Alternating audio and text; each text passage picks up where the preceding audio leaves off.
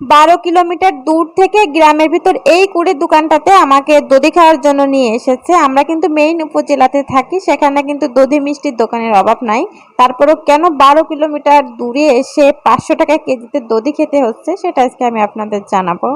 একটা লাইক দিয়ে ভিডিওটা দেখা কন্টিনিউ করবেন, আর যারা নতুন ভিউয়ার্স আছেন অবশ্যই সাবস্ক্রাইব করে আমার সঙ্গে থেকে যাবেন। যদিও অনেক দূরে যাচ্ছি আজকে দধি খেতে, তারপরও গ্রামের ভিতর থেকে যাচ্ছি না, অনেক ভালো লাগছিল। যদিও সবটা ভিডিও করে আমি আপনাদের দেখাতে পারিনি, যদি দেখাতে পারতাম তাহলে বুঝতে পারতেন যে এত সুন্দর গ্রামটা, আর এত সুন্দর মানে দুই পাশে সবুজ ঘাস, তারপর গাছপালা, দুই পাশে আবার ধান কাটতেছিল, তো অনেক ভালো লাগছিল। তো আসলে বাইকের উপর থেকে চারপাশটা এভাবে ভিডিও করা যায় না। ফারদিনের বাবা বলতেছিল যে আজকে তোমাকে এমন দধি খাওয়াবো যেটা তুমি তোমার বাবার জন্মেও খাওনি।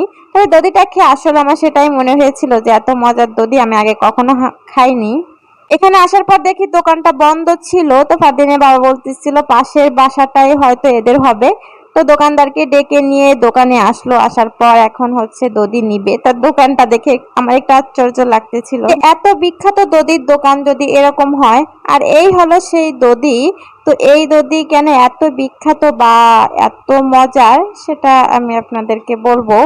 এই দধিটা পুরাটাই হচ্ছে দুধের সর দিয়ে বানানো হয়েছে, যার জন্য দামটাও একটু বেশি আর স্বাদটাও অনেক বেশি। তো আপনারা বাসায় এইভাবে ট্রাই করে দেখতে পারেন, দেখবেন অনেক মজা লাগবে। ফারদিনের বাবাদের অফিসে হচ্ছে যখন বড় বড় অফিসাররা আসে তখনও হচ্ছে এখান থেকে দধি নেওয়া হয়।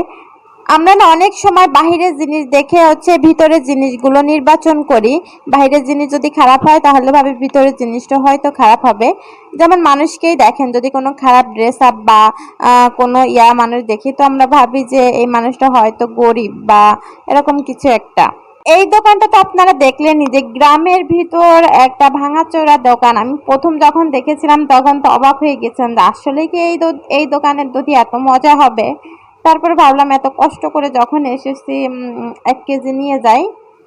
তো খুব ছোট্ট করে আজকে ভিডিওটা শেয়ার করলাম। আপনারা সবাই ভালো থাকবেন, সুস্থ থাকবেন, আল্লাহ হাফেজ।